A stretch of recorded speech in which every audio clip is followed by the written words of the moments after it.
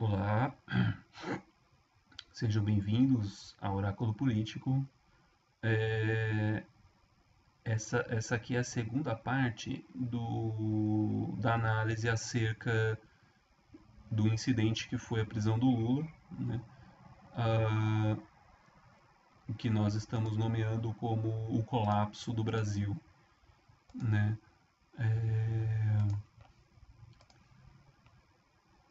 Porque a prisão do Lula ela é a representação, conforme a gente viu na análise anterior, no vídeo anterior, na parte um, a gente observa que a prisão do Lula ela é a síncope, ou seja, ela é o clímax de um colapso iminente, né? E aí a gente começa a estudar os desdobramentos, né? Os desdobramentos disso, né? Mas não antes sem remontar um pouco a estratégia do golpe, né? A estratégia do regime acerca da prisão do Lula, né? De como que ele começou no intuito de destruir a imagem do Lula, né? A ideia original era esvaziar esvaziar o conteúdo, o valor político de Lula, é, chegando e de modo que ele se tornasse um cadáver político, né? E aí você prender o Lula numa situação de cadáver político seria muito mais confortável, seria uma vitória do regime, né, da ditadura, né? Mas não é isso que ocorreu, né? Eles batalharam bastante ao longo do ano passado no intuito de atingir esse objetivo, mas na iminência de chegarem às eleições de 2018 e na impossibilidade de atingir esse objetivo, sendo que esse objetivo, se ele fosse atingido, né, a transformação de Lula em um cadáver político, eles poderiam até deixar o Lula concorrer às eleições. No entanto, eles não quiseram sequer correr este risco, né? E eles tiveram que enterrar Lula vivo politicamente. Ele está enjaulado, isolado do mundo, numa verdadeira masmorra, né? Literalmente, no intuito de enterrá-lo vivo, né? Quer dizer, fazer o cidadão lá desconectado do povo, o povo é o alimento político do Lula, né? O Lula ele é uma criatura política que se alimenta do povo, ele precisa do povo, né? E o povo também precisa dele, né? No intuito de ser a sua representatividade. Você desconecta fisicamente o Lula do povo no intuito de matá-lo de fome, digamos, politicamente, né? Aí a gente até remonta a ideia do passar fome, né? Como que o Lula no começo da vida ele passa fome, né? Por conta da miséria física do mundo do ambiente que ele vivia, que era um Brasil pobre, um Brasil desértico na região ali onde ele vive, de carências sociais. E a impressão que se tem é que ele vai morrer num ambiente igual, só que no campo político. Quer dizer, o golpe e a ditadura está transformando o Brasil num deserto político, né? Onde as verdadeiras lideranças políticas elas passam fome. Então é como se a miséria que o Lula enfrentou no campo físico, na sua infância, ela é revivida no campo político, na sua velhice, imposta por um regime ditatorial, ambas impostas por um regime excludente e ditatorial, né? Interessante isso, enfim, é triste, mas como que a trajetória de um mito como é o Lula carrega essas metáforas, né? Quer dizer, por isso que o Lula é esse mito, é esse mártir, né? É, então o objetivo agora, o objetivo atual é fazer o Lula passar fome, né? No campo político, né? E fazer com que isso se torne o seu fim trágico e melancólico, né? Assim, esse é o objetivo, né? Mas a gente sabe que nem sempre os objetivos dos golpistas acerca do Lula ele é atingido. Como eu falei anteriormente, o objetivo anterior, o objetivo do golpe até o momento, era liquidar o poder político do Lula. Mas isso não foi possível. Inclusive, o golpe ele conseguiu aumentar o poder político do Lula, né? Ampliou, deixou o Lula mais forte politicamente. E pode ser que ele fique mais forte ainda agora, porque embora fisicamente o Lula não possa mais ter o contato com o seu substrato natural político, que é o povo, ele vai manter esse contato político, mas via mental, via virtual, né? Por meio das cartas, por meio dos informantes, né? Por meio do bom dia que ele recebe do pessoal do acampamento. Então, isso vai ser o alimento dele, o alimento final dele, que vai fazer com que ele resista mais um tempo. É, mas, mas isso pode fazer com que enfim, lógico que isso é o certo a se fazer no campo sob a perspectiva do Lula, claro. Mas na medida em que esse objetivo não é atingido pelo golpe, à medida em que o golpe não consegue atingir esse objetivo, que é destruir Lula politicamente, e eles estão meio que apelando, né? Virou uma apelação, né? Quer dizer, na bem da verdade, esse comportamento político dos ditadores, esse comportamento político da direita revela uma impotência da direita, revela uma, um desespero da direita, quer dizer, não conseguiu liquidar politicamente o cidadão, então vamos enjaulá-lo, né? Vamos enfiar ele numa jaula e vamos ver se o cidadão morre agora, né? Quer dizer, é um ato de desespero, é um ato de loucura demasiada, uma coisa grotesca, né? A direita ela vai se tornando mais grotesca na medida em que ela precisa cada vez mais adotar medidas grotescas para vencer o combate político, né? É muito interessante isso, né? E, e como isso não dá certo, né? Isso não está dando certo. Mas esse fenômeno, ele é o motor da crise. Ele é um, ele é o,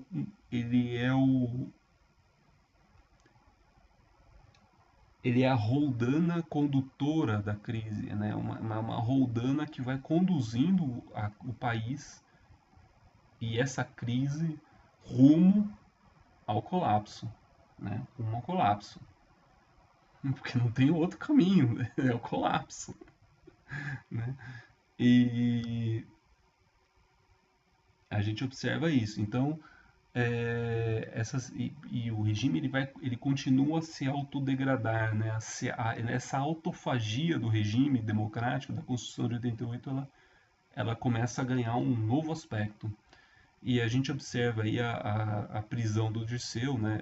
Mais uma condenação do Dirceu agora, no dia de hoje é dia 19, estamos aí a 1 minuto da meia-noite, na virada do dia 19 para o dia 20 de abril, né, de 2018.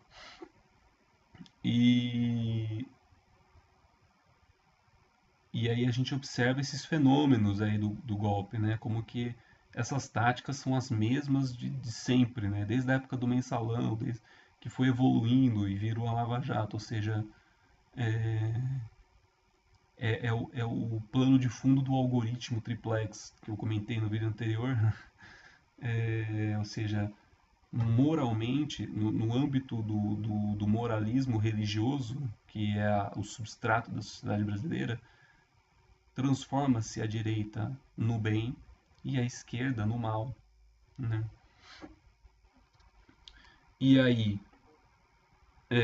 como é um triplex, é uma tríplice, então você tem o bem, o mal e a justiça, né? A justiça, lógico, no,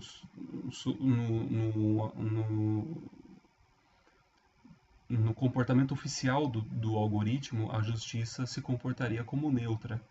Mas como o funcionamento de fundo do algoritmo, a justiça, ela serve o bem em detrimento do mal, ou seja, ela serve para punir o mal, e aí a gente observa o comportamento real da justiça em punir a esquerda, né? É, a gente também observa um constante comportamento de autocorreção do algoritmo, no intuito de manter a farsa, manter a fachada oficial. Então você tem um jogo de vai e volta, ou seja, então ele prende uma liderança de esquerda e aí ela vai lá e ela insinua prender uma liderança de direita, mas não prende. Então, prender o Lula, ou seja, prender o Lula é demolir a Torre de Babel, né? Prender o Lula é um pilar da história, é um fenômeno cravado no espaço-tempo do Brasil para toda a eternidade. E aí você transformar Aécio Neves em réu e achar que isso compensa, aí vem, denota esse comportamento esse comportamento hesitante, farsesco, frágil do regime, né? Quer dizer, então agora nós precisamos manter uma fachada de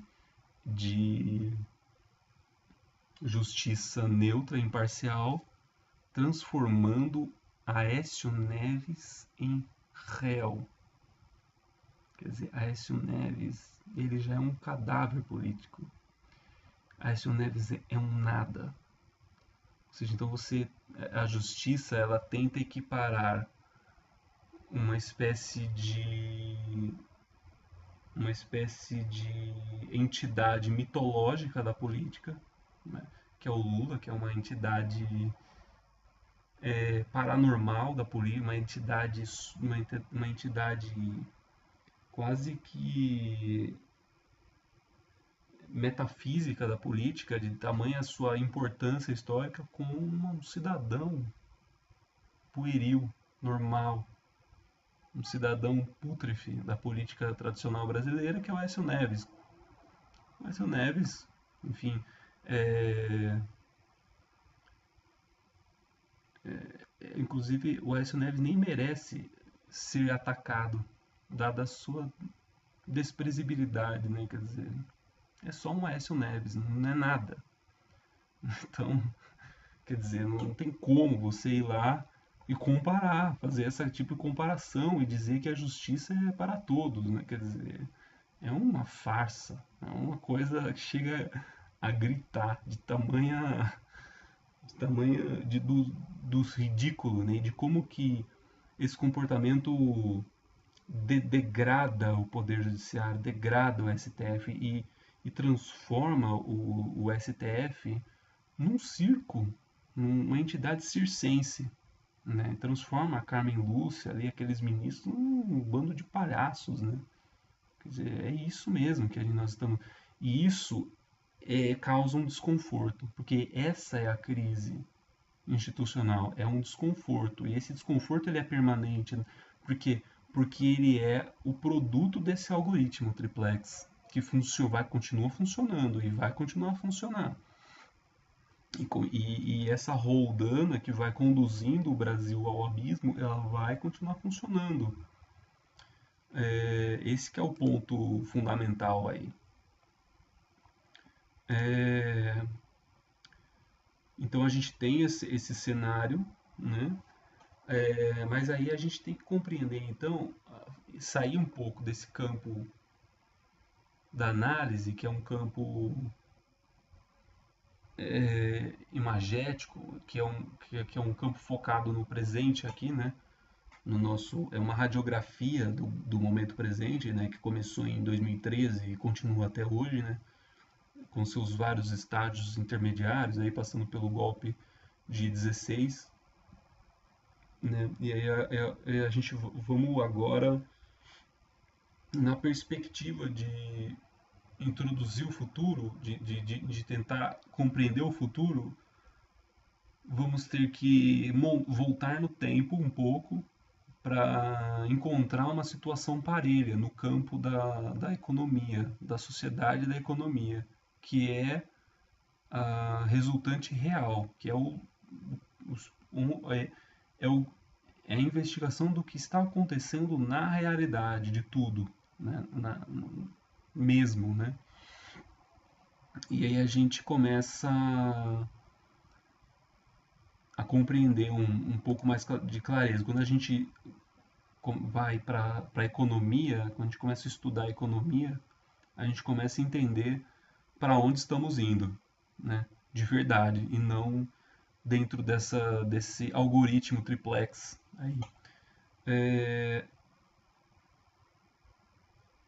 e aí a gente tem que remontar um pouco os fenômenos econômicos da época do golpe de 64 e entender o golpe de 64, que é o regime parelho a esse regime atual, entender o golpe de 64 sob a perspectiva socioeconômica do Brasil, pode nos ajudar a entender o golpe de 2016 dentro dessas mesmas perspectivas socioeconômicas, né? Então, vamos lá. Voltando no tempo, quando a gente observa o golpe de 64, a gente tem o seguinte contexto, é, resumindo, né? É lógico que é complexo, mas resumindo, a gente tem o seguinte gargalo, né? Porque os golpes, eles ocorrem porque eles são fenômenos de tensões econômicas. Um verdadeiro impasse econômico que se coloca na sociedade. E aí e você tem uma tensão entre as classes, é um colapso do equilíbrio entre as classes acerca de um impasse econômico. Então, esse é o ponto em questão. Então, o que a gente tem no golpe de 64? A gente tem o que? Um impasse econômico que foi identificado por Jango. O Jango ele identificou esse impasse econômico. Por quê? Porque ele sabia da altíssima taxa de natalidade da época, ou seja, em torno de 6 filhos por mulher, né? Ou seja, era uma. E o que ele observou? Ele observou uma explosão demográfica iminente, ou seja, o Brasil estava na iminência de explodir em termos populacionais. E naquela época, a população rural, a proporção rural-urbana era quase que meio a meio, né, da população brasileira. Ou seja, a taxa de natalidade elevada estava concentrada onde? No campo. Então, o João Goulart ele identificou que nos próximos anos o Brasil iria enfrentar um enorme aumento da sua população rural,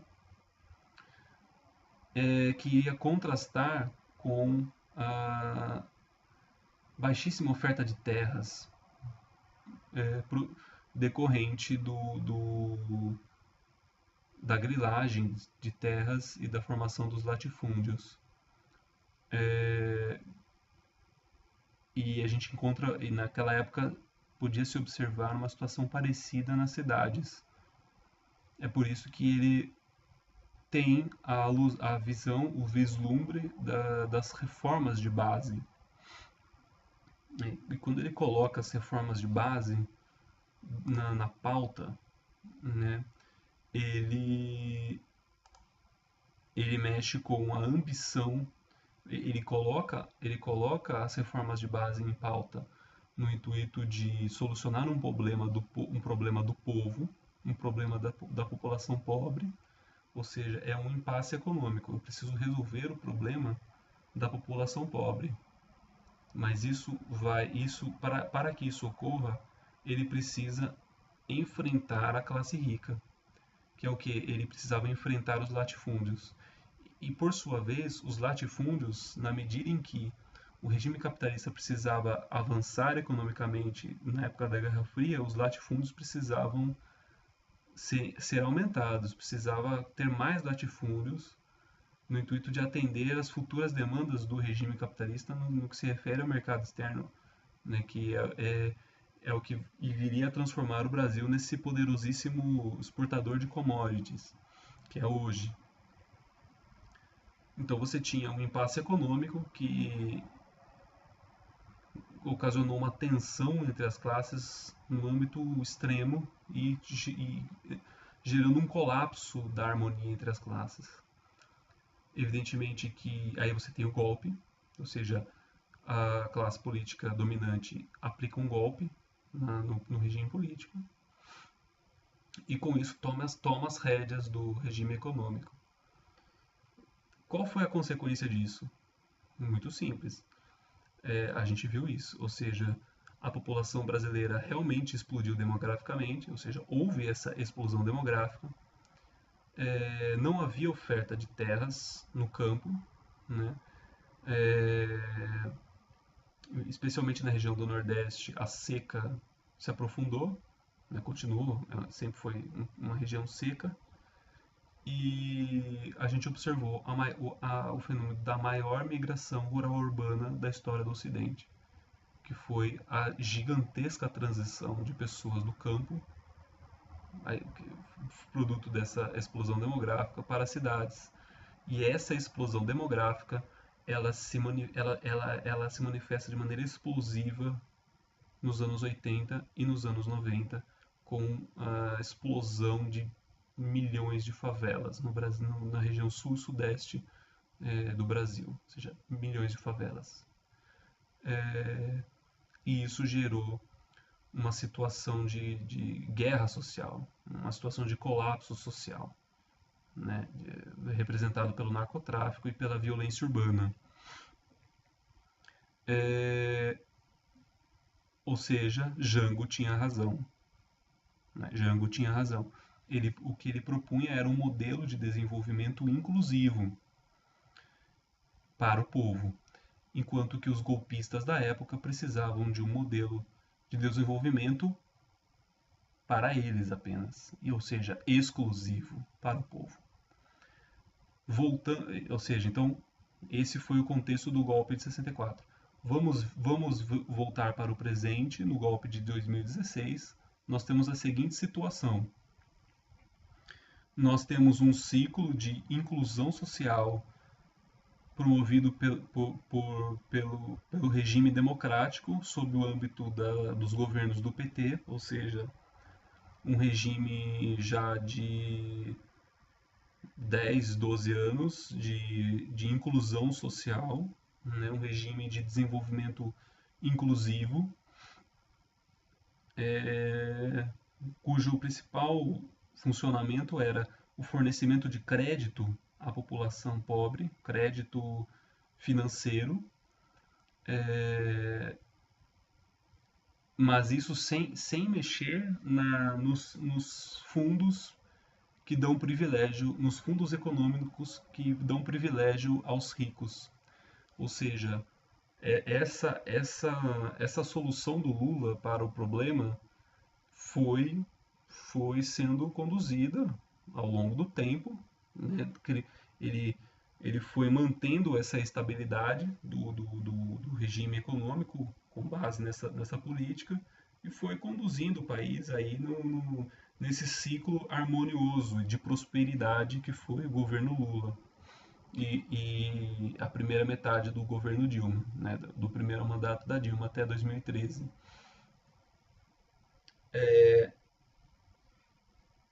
E aí quando a gente chega aí só que aí você tem o que? Chega esse mesmo impasse acerca um mesmo impasse econômico, que é o quê? Bom, esse estímulo ao crédito, ele não pode ser infinito, né? Ele não tem condições de ser infinito. E aí, isso entra em choque e principalmente quando isso entra em choque com a crise econômica de 2008. Ou seja, a crise econômica de 2008, ela é uma crise dos ricos, né? A crise de 2008, ela é essencialmente a, a perda, ou seja, como os países emergentes eles fornecem subsídio econômico para os mais pobres, e aí a gente coloca o Brasil nessa jogada durante os governos do PT. Esse simples movimento econômico de suporte aos pobres, ele, ele rebate no, no- ele rebate numa perda, né? Ou seja, em termos comparativos, existe uma perda dos ricos, uma perda virtual, mas uma perda que acaba se manifestando no campo financeiro, né? Porque o campo financeiro ele se alicerça nas expectativas de lucro, né?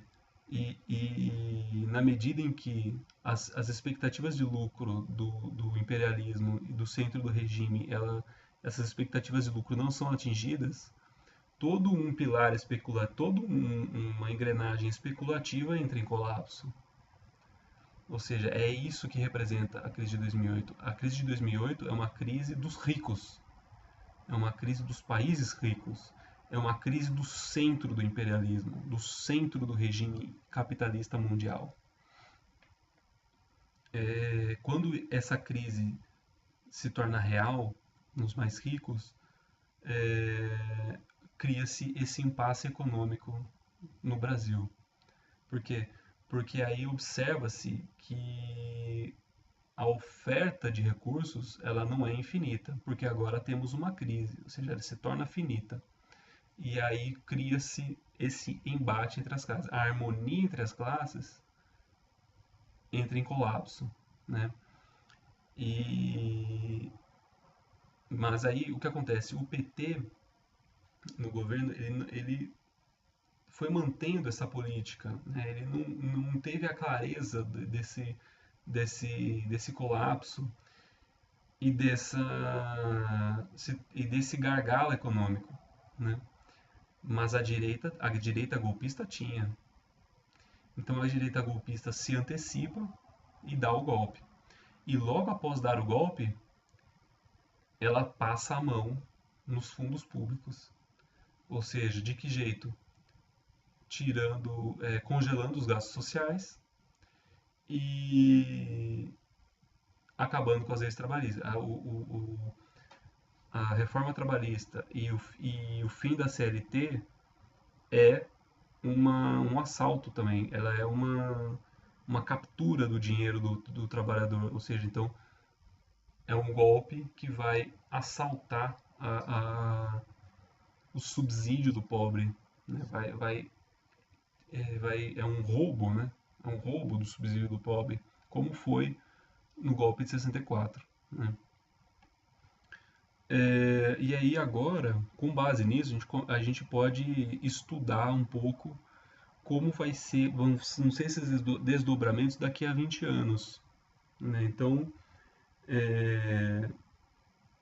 se naquela época as condicionantes socioeconômicas geraram resultados materiais óbvios, porque o materialismo ele é óbvio, né? Nesse sentido, o materialismo ele não tem segredo no materialismo.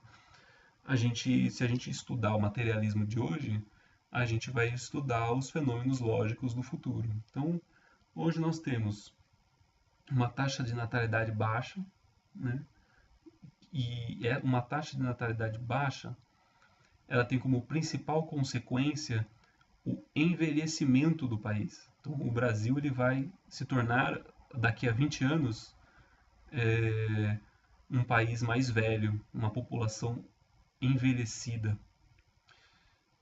E aí a gente evoca a seguinte questão: se o Estado, se a ditadura neoliberal pretende sugar os fundos públicos do Estado,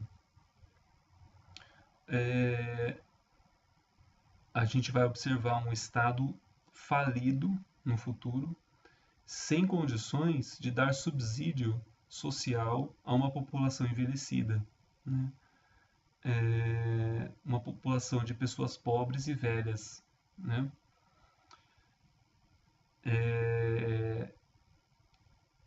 E uma população jovem e adulta que vai ter que trabalhar muito para poder sustentar essa população velha, ou seja, uma, uma escravidão moderna, né? Uma espécie de escravidão pós-moderna, né? Que não vai se sustentar, né? As pessoas, elas, uma parte uma parte da sociedade é obediente ao regime, mas outra parte não é. Em termos de proporção, a gente estabelece aí que muitas pessoas não vão se adequar a esse regime. Ou seja, esse regime ele vai entrar em colapso. A conta econômica não vai fechar. E ela já está não fechando. Isso não é um fenômeno que vai ocorrer daqui a 20 anos. Ele vai ocorrer em breve. E isso se manifesta na chamada dívida pública, que essa semana a previsão da dívida pública para 2019 é 90% do PIB. E o que vai ocorrer em 2020? Sendo que a perspectiva é de um enrijecimento maior do regime da ditadura neoliberal.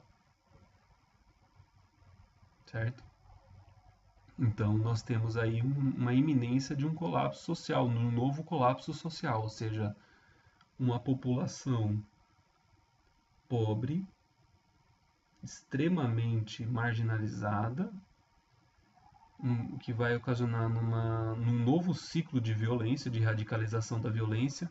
Por isso, as insinuações de uma nova ditadura militar, dessas intervenções militares, né? Por isso a intervenção militar no Rio de Janeiro, os militares tomando um posicionamento ativo no regime político, né? Ou seja, é como se fosse um equilíbrio de forças, né? A sociedade vai entrando em colapso, os militares vão tendo que agir para utilizar-se da força para manter o regime que está entrando em colapso. E, e com isso, você pode ter, como os militares eles vão estar prontos para reprimir um novo ciclo de violência e criminalidade, aí nós podemos ter uma consequência dupla aí.